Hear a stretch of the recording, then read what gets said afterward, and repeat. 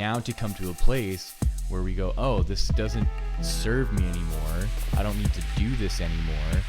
And I can live a life that's more purposeful, that has nothing to do with obsessiveness over material things.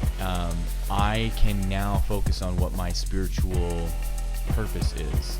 And so your spiritual purpose, or your dharma, is just simply the evolution and development of who you are as a human being right here and right now on this planet. The Yoga Connection with Zorananda is a deep dive into the world of yoga, exploring the rich history of tradition, methodology, and practices both ancient and modern. Follow along as yoga is explored through solo episodes to guest interviews to understand its vast reach around the world.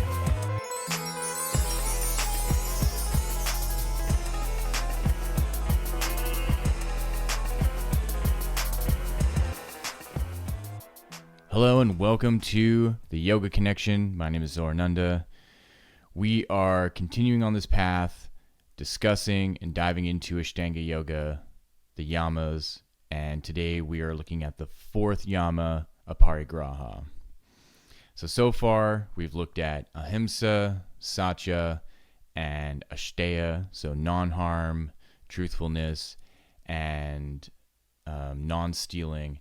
And now we are getting into non-grasping or non-attachment. In my opinion, this yama starts the process of understanding the spiritual implications of our actions.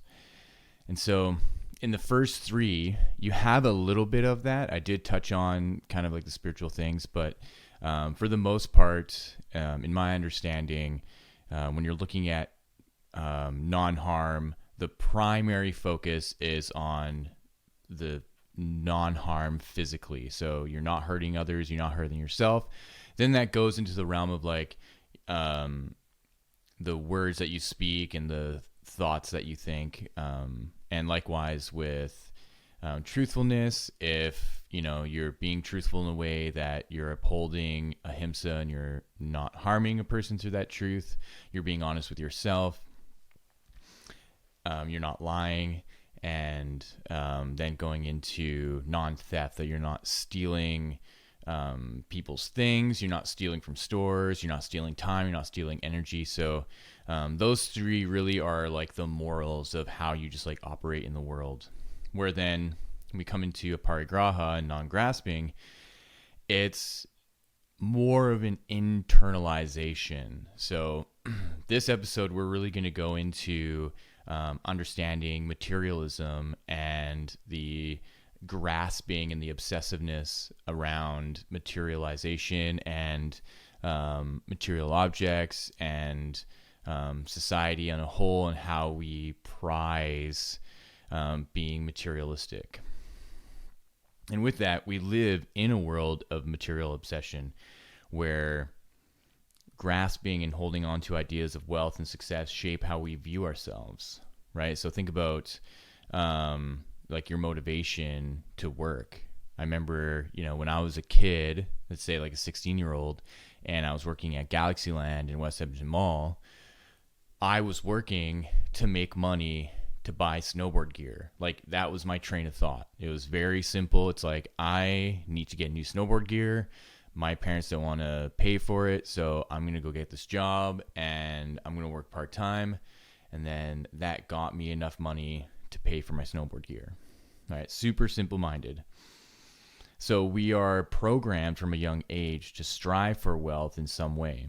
Even if our focus is to pick a career that is tied to our passions, the underlying motivation for staying in that career is because of the money that's made. So even though I started working at West Edmonton Mall and I started working at Galaxyland, obviously that wasn't my career. I was just needing a job. I had a friend whose mom was the manager. She got me the job. And my primary goal, make money, save up, buy some snowboard gear. And from there, the programming is set in place, right? So then now my next purpose of getting a job is to get an apartment. So 2 years later, I'm planning to live with my brother, and we both get jobs at Safeway. I end up getting a job at Moxie's, And then the programming is self-imposed to a degree, but it's also set by society, because you're in a world that's built on this like mechanism and this machine of doing work and making money and contributing to society, right? Paying taxes and, you know, in our case, or in my case, in Canada, paying GST and sales tax. So the programming is now working, right? So from a young age, being a kid, the programming is getting introduced into your life, but through kind of school and through the routine and the schedule of schooling. But it's more so on the periphery and more of like a satellite feature of seeing your parents work or seeing your siblings work, and you're kind of seeing how you're going to plunge into that world until the time comes where you're like 16 to 18 to 20 years old, and finally you're an adult and you're like, okay, now I have to take care of things myself. I, you know, need to get my own place. I need to pay bills, you know, I need to get a phone, I need to get a car. And so all of these responsibilities start mounting up. And where the career gets involved is then these kind of dead-end jobs won't fulfill you enough, because you start to have bigger dreams. You start to think about making more money and wanting to buy a house, wanting to get a nicer car, wanting to go on vacations, and you start to already see the programming start to grow almost organically within you. And it's happening subconsciously. It's happening in this like priming vector of influence from your parents, from friends, from teachers. There's the question of like, what are you going to be when you grow up? What are you going to do when you grow up? And so when you're finally, quote unquote, grown up, you have this motivation to think to yourself, okay, well, now I want a job that I can stay in and there's room for me to grow in, and I don't have to keep hopping from job to job, apartment to apartment. I can stay in this job. I can get raises. I can get promotions. I can maybe hit a manager level, you know, and that's like the typical 9-to-5 job scenario, right? But as we know in the world today, that's not really the case for a lot of people, especially a lot of young people, where, you know, the 18 to 20 year olds now, if they're not in university or if they're not getting a degree, they are super comfortable with just job hopping. You know, there's plenty of young folks that I've spoken to or watched videos of who go, yeah, I get a new job every year and I move into a new place like every other year, and it's totally normal for them. But it's getting to a point now where the cost of living is just getting so high, and yet that programming is still there, and the need for material possessions is still very much there, right? So it's almost, no matter what we do, that aspect of grasping has a pretty strong grip on us. We can't help but like order things from Amazon or Temu or whatever website, and we can't help but order from Skip the Dishes or Uber Eats and order in all of our food and go out to eat. It's like, no matter what we tell ourselves to quell all of those outwardly projected desires, we want that hole within us fulfilled. And so we do it with food, we do it with all sorts of things, and that job is what's fueling that. And so, you know, if we can set ourselves up in a way where we make as much money as we can, then we are abundant. We think to ourselves, this is what life is about, right? And the motivation towards that materialism is because we have been and are bombarded by marketing and advertising, honestly, low-key propaganda, to motivate us to climb the ladder of success. And that ladder of success is to gain more material wealth and societal prestige, right? So it's not only to cover our base necessities in our survival, right? Having a place to live, having food and water, having our bills paid for so that we have electricity and heat and so on and so forth. Then, having our entertainment and stuff, that like that job that we have and the career that we have is now signaling to the people outside of us, and how many stories have you heard of or watched videos of dudes on dates lie about their career just to get the date, like just to get the girl, right? That they'll lie about being whoever, whatever. They'll lie about how much money that they're making, because they know that in the first like instances of interacting that they'll like the woman will never know, right? And I think it's a two-way street. Like people lie to each other all the time. And so this is like a neat little snippet of how the other yamas could come into play, right? So in your non-grasping, you're also practicing satya and truthfulness, right? So if you're going on a date and you're wanting to impress this person, is it worth lying? And almost all the time it is yes, because you want the signaling to happen. You want this person by your side so that when you go out into the world and people see like, oh my God, like this dude has this hot chick, or this lady has this like really handsome dude, right? I wonder how much he's worth, or, I wonder how he got her, right?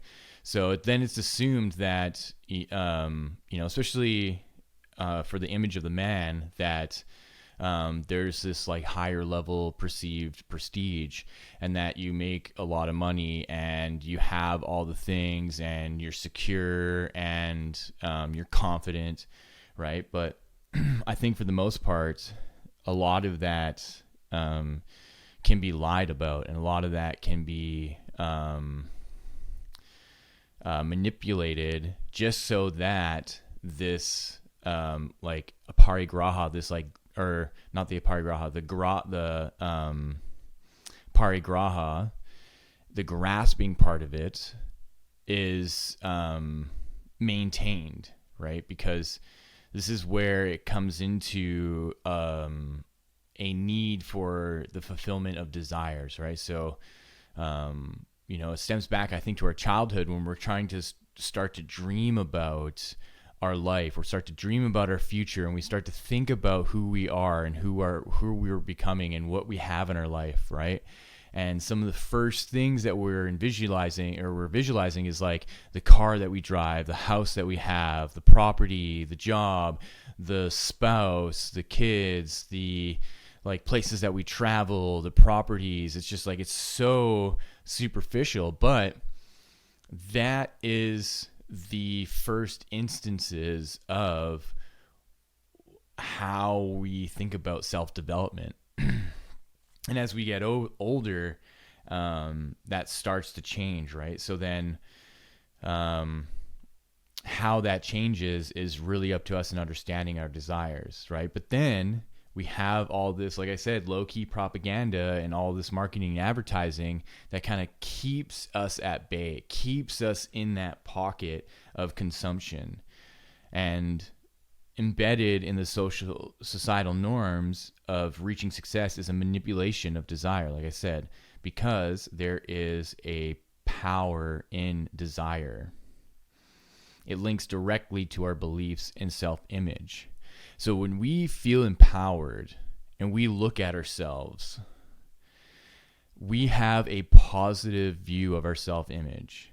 And because we have a positive view of our self-image, we believe in a higher order and a higher capacity of our ability to manifest things.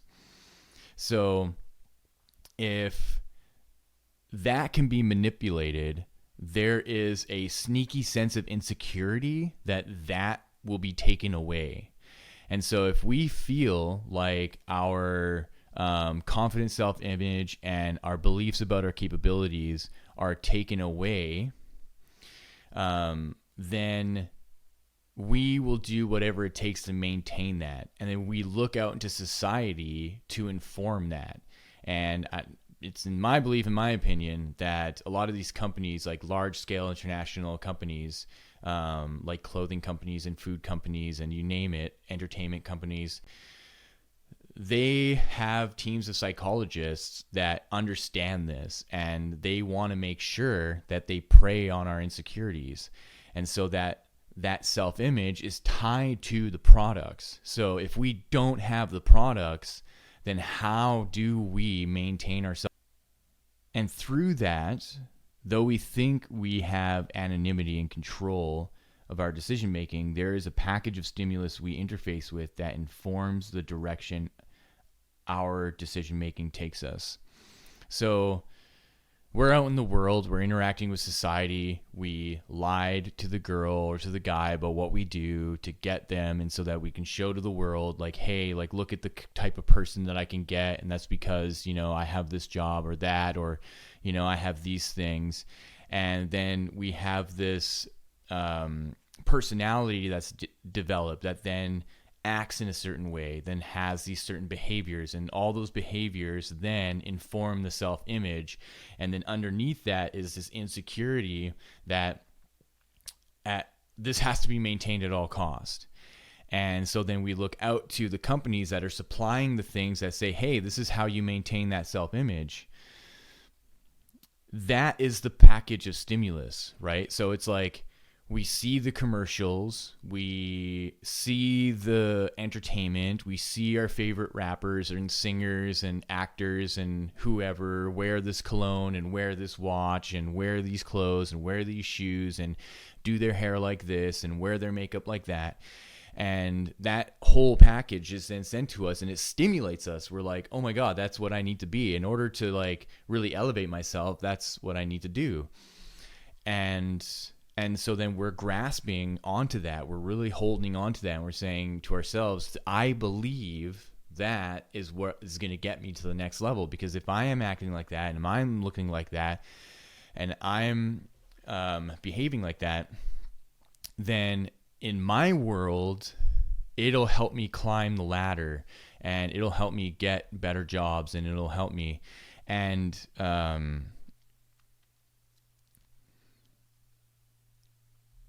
that really maintains this social, like societal pressure, and those societal pressures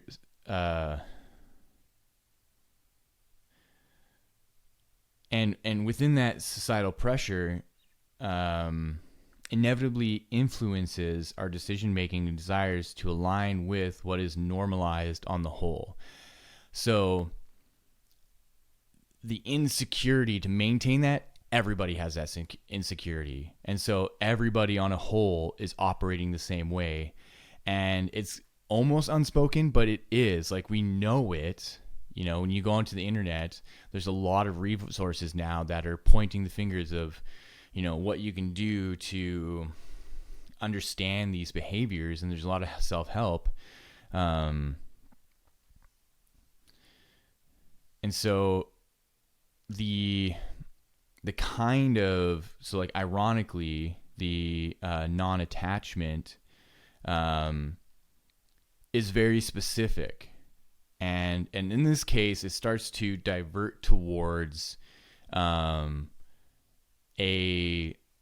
non-attachment towards consequences, because that image of yourself has to be maintained no matter what. So no matter what, because this is what is the driving force of what you think success looks like and how you will be successful.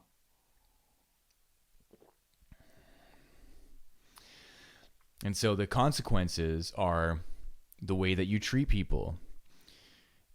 In order for you to maintain the bond of your group and maintain the bond of your clique, you all have to think the same way. And so if that means shunning other people out, there's a consequence to that in the way that you are overtly negative to outsiders. But you don't want to think of the consequences, because in the moment, having to deal with something like that means you have to become vulnerable. And to become vulnerable is to then look at your insecurities. And the insecurities aren't there to be looked at in this sense. The insecurities are there just to fuel the self-image and to then be manipulated by the group and by the companies that maintain that influence and maintain that stimulus. And so the insecurities are always shut down, because at any moment you're feeling that vulnerability and the insecurity comes up to look at, then there's a safeguard and a mechanism psychologically to then lash out. And it's usually towards people who don't fit. And you're going to find a reason to then be hypercritical to someone just so that you can feel good about your self-image and continue on. And the other sense of consequences is what those companies do in order to make the products that you're obsessing over. And so we all are aware that the clothes we typically buy are made in countries like Bangladesh or India or China. And likewise, we know that the people who make those clothes are doing so in very poor conditions. So then this is another example of this cognitive dissonance where you're buying these products and they're like high-end products, but they're being made in these countries with very poor labor laws and conditions, and their warehouses are falling apart. But you don't want to think about that. You only have the capacity to think about you and your little friend group and the world that you're in and the cars that you drive and the restaurants that you go to and the events that you go to and the tropical countries that you travel to. And so like you have to avoid the internal conflict at all costs. And so then there is this element of non-grasping that's being utilized, but it's an avoidant. So you're detached from what the consequences of you buying those products are, right? And the consequences always show up to the people that are making those clothing or making those products because of the poor conditions. There's high suicide rates. There are warehouses that collapse and kill people. It becomes a terrible thing, right? And our dollars go to it. Yet we can't be bothered by doing anything about it because we are so far removed from those countries. There's no emotional connection there. Our emotional connection is to the piece of clothing and the model or the celebrity that was used to sell it, right? We don't look at the company and the factories and the people. We don't have an emotional connection to the people. We're not like, oh, you know, this person from the Philippines made this thing for me, or this person from Vietnam made this thing for me. Oh, like, I really love that person. It's like, that almost doesn't even make sense to do. But there's Johnny Depp or Paris Hilton or whoever that is selling this cologne or selling this watch or selling these shoes or selling this thing. And we're like, oh my God, I love that person and I love what they're wearing and I love this thing. And our mind is so focused on this one person and we're totally diverted from the malpractice of work ethic and morality that is happening in those countries. So we just cannot be attached to the guilt of how problematic the clothing industry, for example, is. But that's not quite the Aparigraha that I'm talking about here, right? That is a problematic Aparigraha. That's a problematic detachment, non-grasping, non-attachment, right? So the Aparigraha that I'm focused in here now is the directed towards spirituality. So I think this is the dichotomy of a concept where it can be used that has no spirituality within it at all, and it has everything to do with the material world, where then the actual concept has everything to do with spirituality and nothing to do with the material world. Now you're stepping into a sense of detachment and non-grasping, where you are letting go of the material world. You are letting go of material possessiveness. And you are allowing yourself to become vulnerable to look at the insecurities. Now you're going within and you're like, I no longer am hiding. I'm no longer grasping and holding on. Because once we can let go of that insecurity and we can let it come up, we see the damages that have been done. We see what problems that it causes and who it's linked to. And so then when we allow ourselves to be vulnerable and we allow the insecurity to come up, then we're looking at our self-image, we're looking at our behaviors, we're looking at our personality, and we go, oh my God, everything that I know about myself is not even shaped by me.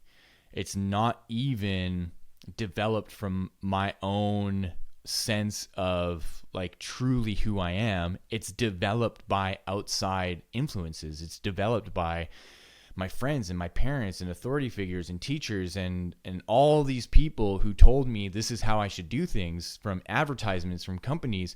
There's this whole world that is telling me which direction I can go. And what happens when we let go of that?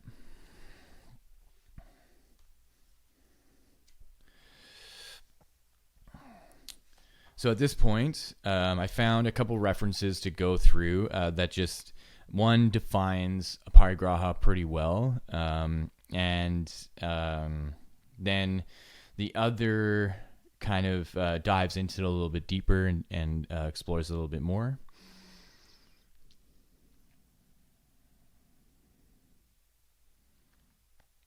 So the first source is from BKS Iyengar in his book Light on Yoga. So there's a couple paragraphs here that I'm going to read and go into. So he says, Aparigraha without the A means hoarding or collecting. To be free from hoarding is Aparigraha. It is thus but another facet of Ashtanga, non-stealing. So this is where, the Yamas bridge into each other. Just as one should not take things one does not really need, so one should not hoard or collect things one does not require immediately. Neither should one take anything without working for it or as a favor from another, for this indicates poverty of spirit. The yogi feels that the collection or hoarding of things implies a lack of faith in God and in himself to provide for his future. He keeps faith by keeping before him the image of the moon. During the dark half of the month, the moon rises late when most men are asleep and so do not appreciate its beauty. Its splendor wanes, but it does not stray from its path and is indifferent to man's lack of appreciation. It has faith that it will be full again when it faces the sun, and then men will eagerly await its glorious rising. And so essentially, what Iyengar is analogizing here is that in the fluctuation of our tendencies and fluctuations of being a human, that there's going to be a rise and fall of things. And the individual who can be observant and aware and watch their own nature, that through Aparigraha and through non-grasping in the rise and fall of things, that attachment is an emotional thing. So attachment is to be reactive to how things rise and fall. So when you take a step back and you're secure with yourself and you see that you're going to gain things, you're going to lose things, there's impermanence to it, right? Things fall apart, things decay, things come and go. And you see the beauty in that dance of like the moon going from a bright full moon to a new moon where it's cast in shadow. So he continues on here. By the observance of Aparigraha, the yogi makes his life as simple as possible and trains his mind not to feel the loss or the lack of anything. Then everything he really needs will come to him by itself at the proper time. The life of an ordinary man is filled with an unending series of disturbances and frustrations, and with his reactions to them. Thus, there is hardly any possibility of keeping the mind in a state of equilibrium. The sadhaka has developed the capacity to remain satisfied with whatever happens to him. Thus he obtains the peace which takes him beyond the realms of illusion and misery with which our world is saturated. He recalls the promise given by Sri Krishna to Arjuna in the 9th chapter of the Bhagavad Gita. Quote, "To those who worship me alone with single-minded devotion, who are in harmony with me every moment, I bring full security. I shall supply all their wants and shall protect them forever." And so this really plays into that that whole process of becoming vulnerable, to bring up the insecurities, to see where the emotional reaction to things are, and so that when it comes to material possessiveness, why we become so emotionally attached to the things, and being able to see the line of influence and how we've been programmed and developed this attachment since we were children, now to come to a place where we go, oh, this doesn't serve me anymore. I don't need to do this anymore. And I can live a life that's more purposeful, that has nothing to do with obsessiveness over material things. I can now focus on what my spiritual purpose is. And so your spiritual purpose, or your dharma, is just simply the evolution and development of who you are as a human being right here and right now on this planet. And so then the call towards being in service to your family and your friends and your community and society becomes much more stronger than your personal need for the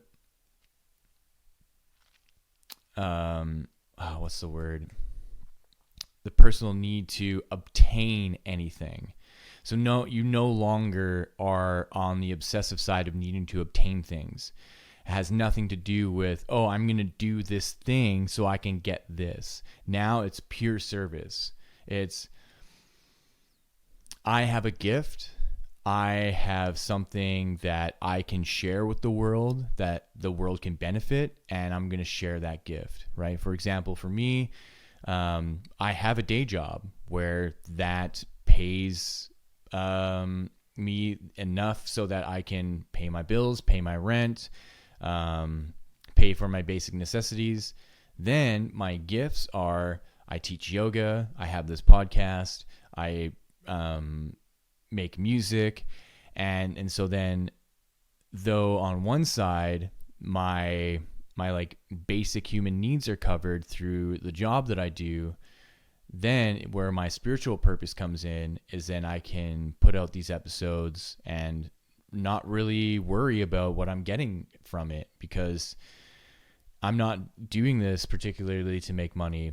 Would I like to get to a point where I can get advertisements and I can be on other bigger podcasts and network? Sure, but that's not what my focus is on. My focus is on the material and putting out good content and educational yogic content so that it can affect people in a positive way. You know, like I had a friend talk to me yesterday, and she was telling me that she's been going through some of my earlier podcasts and listening to my chakra series, and she was inspired, because she's also a yoga teacher. She was inspired to take the material and develop a yoga class that she wants to send to me and show me, so I can kind of check it out and get my advice on. And that to me is the signal that this is successful. And that's really what I want to see out of it, rather than being like, oh, how do I make a podcast so I can make a bunch of money right away? That would be slipping into that materialistic side. And I want to stay true to the like spiritual purpose of it and practice non-grasping and non-attachment, where I can have the energy to put into putting out the episode and let it be released, and Hari Om, go on to the next. In that quote, the thing that I wish Iyengar did was say exactly what verse he was talking about. And that's why I find sometimes a problem with these yoga books. So he says that it's in chapter 9, but he doesn't say which verse it is. And I have a version of the Bhagavad Gita by Yogananda, which to me is my favorite. It's the most in-depth, comprehensive. The languaging that he uses, the way that he explains the concepts, and the way that he transcribes or translates the Sanskrit verses into English are just, in my opinion, brilliant. And so I went to chapter 9 of the Bhagavad Gita in Yogananda's, and I couldn't find the verse that was at best identical. I found one that was, I think, is close, but it's kind of hard to tell. So I am going to read the one that I found. So what I'm actually gonna do, I'm gonna go back to Iyengar's, and I'll read that one again, and I'll read Yogananda's and kind of compare. So Iyengar says, quote, "To those who worship me alone with single-minded devotion, who are in harmony with me every moment, I bring full security. I shall supply all their wants and shall protect them forever." The thing that stood out to me is the "I bring full security. I shall supply all their wants and shall protect them forever." And so out of, I think, how many verses there are? Let's see. I'm just going to have to go through Yogananda's. There are 33 verses. So verse 5, out of all the 33, verse 5 says, and again, this is from Yogananda's Bhagavad Gita, quote, "Behold my divine mystery, in which all beings are apparently not in me, nor does myself dwell in them, yet I alone am their creator and preserver." So just that word preserver, I think, is the closest to "I shall protect them forever." So like if you were to think about like the protection of forever, it's like, to me, preserver kind of works hand in hand in them. Because all the other ones are just way different. They don't talk about anything like that.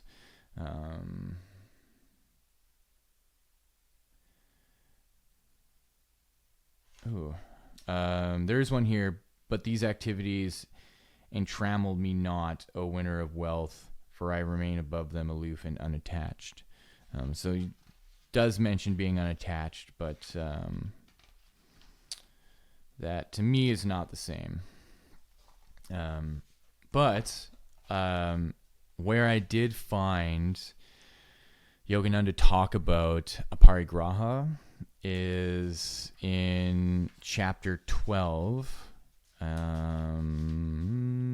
verse 18 to 19. And he says, quote, "In a chapter on peace in the Mahabharata, it is stated that the deities call him a Brahmin who is content with any scrap of clothing, with any food, and with any shelter. Christ too counseled man, saying, "Take no thought for your life, what ye shall eat, neither for the body, what ye shall put on, neither be ye of doubtful mind. For all these things do the nations of the world seek after. And your Father knoweth that ye have need of these things, but rather seek ye the kingdom of God, and all these things shall be added unto you." So that, to me, that line, like, even though that's coming from the New Testament, strangely is similar to what Iyengar says: "To those who worship me alone with single-minded devotion, who are in harmony with me every moment, I bring full security. I shall supply all their wants and shall protect them forever." Right? And again, from Yogananda, but from Christ, from the New Testament: "For all these things do the nations of the world seek, and your Father knoweth that ye have need of these things, but rather seek ye the kingdom of God, and all these things shall be added unto you." So this is just like a little side tangent of this interesting interconnection between yogic scripture in the Vedas and the New Testament. There's a book called The Holy Science by Sri Yukteswar. He was Yogananda's guru, who wrote this whole book about finding all the similar passages between these really old Vedas and the New Testament. It's really fascinating. So if you're into kind of diving into that, I would say definitely check it out. You can order it easily online through the Self-Realization Fellowship. So yeah, let's continue on. So he continues on by saying, quote, "A true yogi is not willfully negligent of the duty to his body. He does not court suicide by slow starvation, nor invite pneumonia by wandering homeless, sleeping on the snow. However, a great yogi immersed in God has a natural aloofness towards such mundane concerns as food and home, which so occupy the worldly man attached to physical comforts." So yeah, he's saying by practicing Aparigraha, non-attachment, you're not completely abandoning those things. You're not abandoning eating food. You're not abandoning having clothes or abandoning having shelter. It's that what takes care of those things is something greater than yourself. So what provides for those things is something greater for yourself, and you trust that. You trust that you will be given food. You trust that you'll be given shelter and clothing. And so then your focus on your spiritual purpose is very streamlined. You're not misdirected in any way. That you know very full well, this is my goal and my purpose. This is why I'm here. This is why I'm doing the things. I'm going to focus on doing these things. And in our case, the money will come to make sure I'm fed, clothed, and sheltered. And so then you can have this new kind of developed relationship with something greater than yourself, where you look inward and you say, "Thank you, God. Thank you, universe. Thank you, higher self," whatever you want to call it. "Thank you, divinity, for providing all the things to keep me going on my path, for providing me with the sustenance and the nurturance and the shelter so that I can continue living my spiritual purpose, and that the people that I interact with and the people that I help will happily provide me with the monetary funding in order to keep going, because that is the exchange that's happening. And whatever higher power is on your side will stream through you to continue on pushing you forward and providing you with everything you need to be successful." So lastly, he says, "Such a yogi is not like the lazy worldly man, for the yogi's dependence on the divine bounty is secure in his oneness with God. He experiences divine bliss and consequently does not seek the paltry comforts of the flesh. Engrossed in transcendental devotion, he loves friends and foes alike, seeing his beloved Lord present in them all." So like I said, this book by Yogananda is amazing. Just the way that he writes and the way that he conveys the wisdom is really truly beautiful. yeah, thinking about wisdom, I watched this video of this guy that says, knowledge is knowing that a tomato is a fruit, and wisdom is knowing that a tomato doesn't go in a fruit salad. So knowledge is knowing that money buys things. Wisdom is knowing that money buys the things that will bring you forward in your spiritual pursuit. So yeah, you can have all the knowledge and gain all the money and buy all the things, but there's no wisdom in that. And so then to draw the wisdom of what you're doing, of like, okay, yeah, I'm doing this thing, it's getting me money, that money comes to me, then what do I do with that money? And so wisdom will say, use it to continue furthering your spiritual purpose.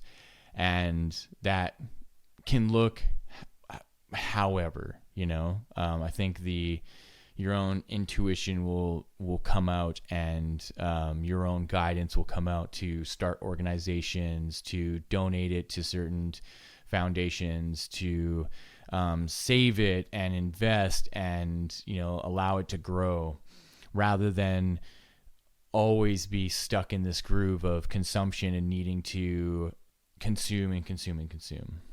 Back to my earlier point, we want to be aware of the kind of non-attachment we are exercising and ask ourselves, am I aloof to the troubles in the world just to protect my self-image, right? So now, again, we're in the middle of what kind of Aparigraha we want to practice, what kind of Aparigraha we want to act on. Is it this non-attachment and detached view towards the state of the world and what's happening in other countries, and what's happening to these people that are making the products and making the clothing that we buy, and we're just hyper focused on the celebrities?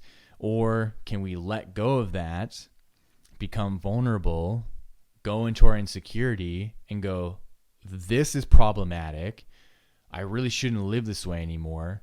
What does that mean? And typically what that means is that when you start acting that way and your friends and family and your community don't act that way, you become an outcast, because you start doing something that everyone else is super insecure about, that everyone else is afraid of, because it means to them giving up that lifestyle. And that's typically what happens, right? Like you'll see all these motivational videos like on Instagram or TikTok or wherever, Facebook, and they're saying that like as soon as you start making these shifts and these changes, like you become the black sheep, you start waking up, you start changing your life and changing your lifestyle, and people leave, people exit your life. Like you start to recalibrate who you are as a person.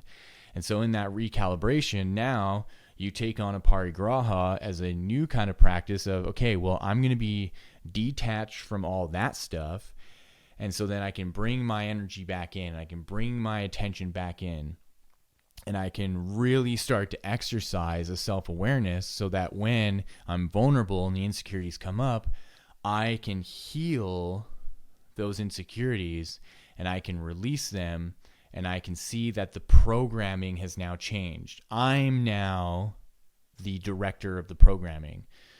My parents and my friends and authority figures and companies, they're not the directors of my programming anymore. I am. And what I want to program in me is a sense of awareness and a sense of self that is deeply connected to divine and divinity and my spiritual purpose. Because on the other hand, the non-attachment that is avoidant is a kind of insulation so that we can live our life without the burden of guilt. Because we we love luxury. We want to eat at nice restaurants. We want to vacation in Mexico. We want a nice house with a cool car. We want our house decorated that shows off our personality. We want all the streaming platforms and gaming consoles and computers to be entertained. We want to feel good about what our money buys, because that's the point of money, isn't it? But like I said, that's not the true sense of Aparigraha. Just as Yogananda states, the trust that a higher power within us can provide the fulfillment of our greatest desires is where we want to look towards.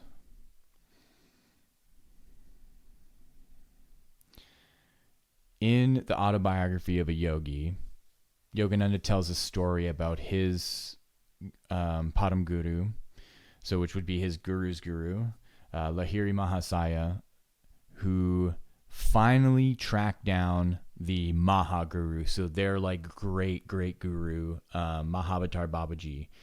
And Lahiri Mahasaya traveled through the Himalayan mountains looking for Babaji and finally found him and his little cohort of followers.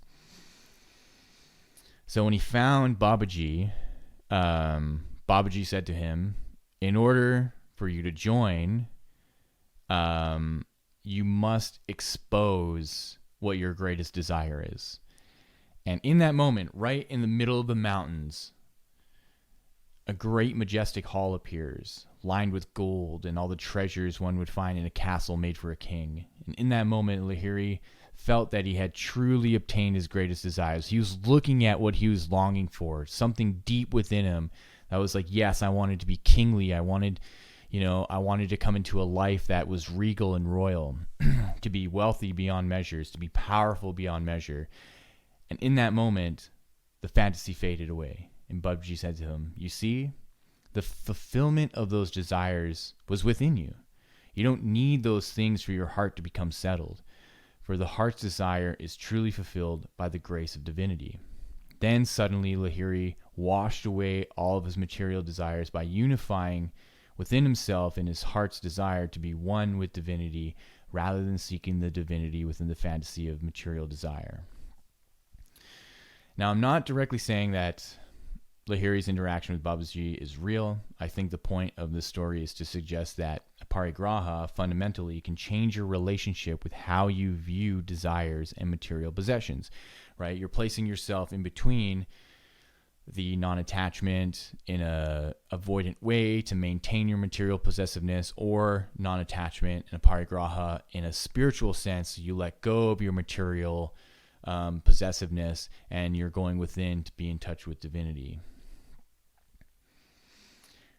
And so the practice of non-attachment can reveal the nature of materialism, and that the inanimate objects we possess over are empty of meaningful connection. So they're empty of meaningful connection to something greater than ourselves, which is obvious. And that's why every time we buy something new, within a week or two, it's not new anymore, and we don't give a shit. Like it's like clockwork. We always go to the store, we see it in its box, and we see it on the shelf, and we see it brand new. No one's ever touched it. We're the first person to lay our hands on it. We take it home, and suddenly, after however much time, weeks or months or a year, it's not the new thing anymore, and we go, we need to get a new one. We do it with our phones, we do it with our cars, we do it with our TVs, we do it with our clothes, we do it with our houses, we do it with everything. Everything in our life becomes so distasteful just within a matter of like months to years in no time. And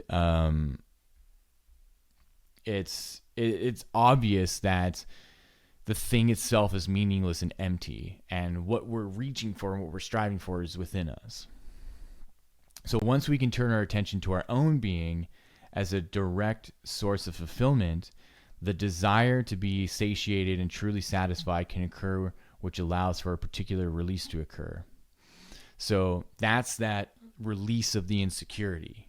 So we're releasing the insecurity that's within us, that we need to have all those things, or else we are not the person we say we are. And we need to release that insecurity that, if we don't have those things, we're lesser of a person, when really we are the most amazing thing already as a human being. And most importantly, we are released from the programming of needing more and more. Then a very specific shift occurs in what we observe our purposes as a human being, like I was saying earlier. Rather than living to fulfill material desires, a strong duty towards service to humanity and the earth arises. Thus, a new kind of relationship begins, which leads me full circle to my opening statement that, in my opinion, this Yama starts the process of understanding the spiritual implications of our actions. Now our decision-making is informed by our fulfilled heart's desire rather than the programming to consume through materialism.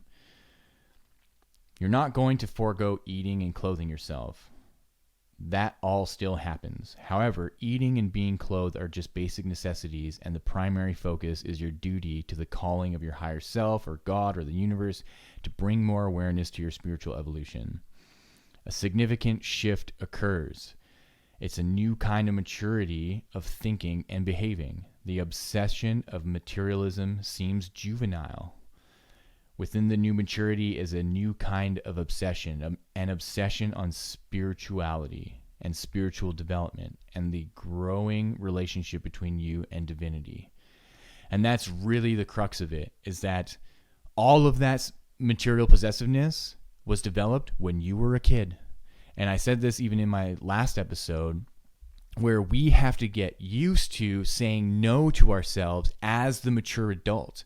We have to be the one that is the parent within us that says no to the child in us that goes, no, I'm not going to buy that thing, because that's who we're appeasing. We're just appeasing the 12-year-old or the 10-year-old who couldn't get the thing because the parents said no. And so now inside of us, we say yes to all that shit because we say, oh, well, I'm the adult now, so I can buy all these things.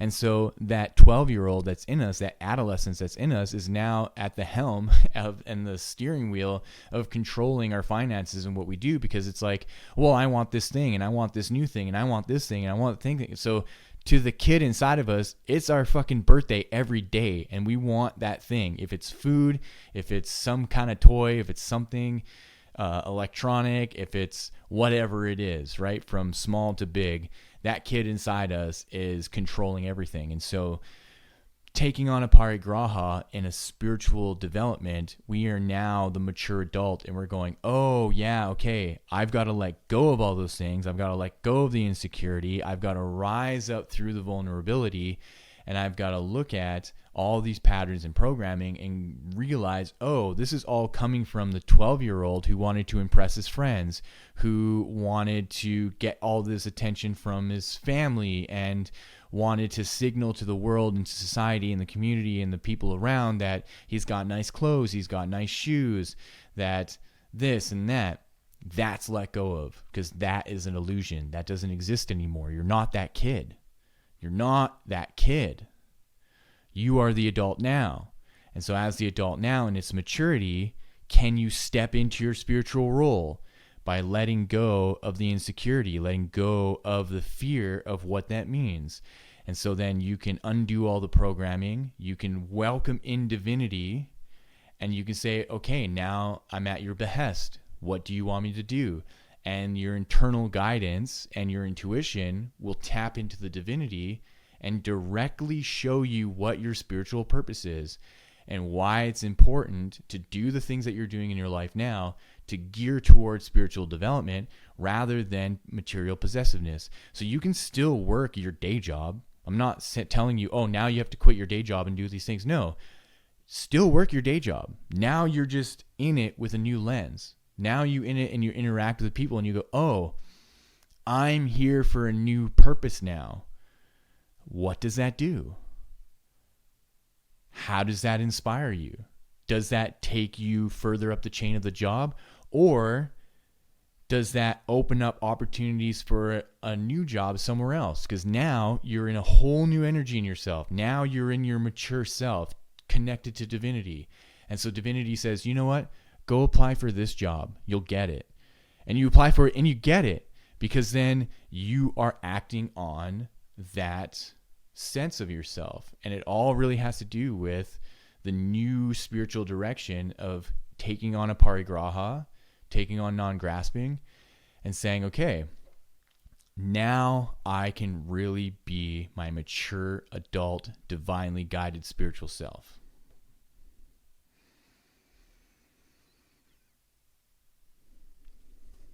I'm going to end that there. I think this has been a great episode. This is actually my second attempt. I waited to the very end. I recorded an episode last night, and I just woke up this morning and was like, you know what? I wasn't really happy with it. I think I just I wasn't really there. And so I just thought to myself, you know what? I'm going to record it again, and I'm just going to really be on point. And I think this went beautifully. So as always, check out the links in the descriptions. Check out my website for my music, zorananda.com. Check out my Instagram accounts. I'm less active on my yoga account right now because I'm really focusing on my music stuff. So you can go to Yogi Zorananda or zorananda.music on Instagram. Please check out my music. I'm doing the best that I can to promote it. And with that, thank you very much for listening. I'm looking forward to putting out the next episode, which is on Brahmacharya. I do have a list of guests. I do want to get to some guests because I feel like it's good to break up the episode so that it's not just me talking every time, that I do have someone. So it's just on me to reach out and schedule the episodes. Right now it's really cold, so I'm kind of just allowing myself to be patient and maybe wait until next month when the winter's done, and so travel is easier, and there's a little bit more light in the day. So excuses aside, thank you for listening. Have a wonderful rest of your day. Enjoy.